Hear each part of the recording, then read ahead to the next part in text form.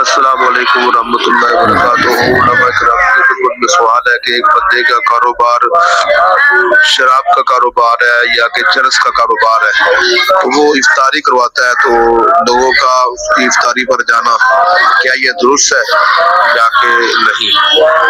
رہنمائی فرمانا، جزاک اللہ۔ السلام علیکم ورحمۃ اللہ۔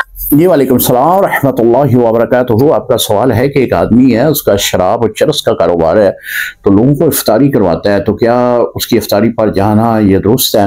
جی محترم، اگر آپ کو 100% اس پر یقین ہے کہ وہ جو افطاری پہ رقم خرچ کرے گا وہ حرام کی کمائی کی ہوگی، یعنی شراب کی، چرس کی منشیات جو ہیں اس کو فروخت کر کے اس کی آمدنی سے وہ افطاری کروائے گا، تو پھر بالکل نہ جائے۔ اگر وہ یعنی منشیات کی جو خرید و فروخت کرتا ہے، اس کے علاوہ اس کا کوئی اور کاروبار بھی ہے جو حلال طریقے سے رزق کمانے کا ہے، تو پھر اس صورت میں آپ جا سکتے ہیں، کیونکہ ہو سکتا ہے کہ وہ افطاری میں رقم وہ خرچ کرے کہ جو وہ حلال طریقے سے کما رہا ہے، تو اس صورت میں آپ افطاری پہ جا سکتے ہیں۔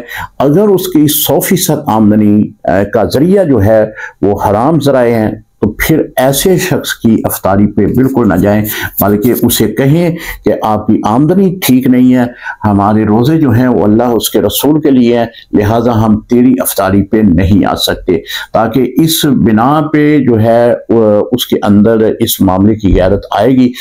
ہو سکتا ہے کہ اس بنا پہ ہی وہ اس کاروبار کو وہ ترک کر دے۔ السلام علیکم ورحمۃ اللہ وبرکاتہ۔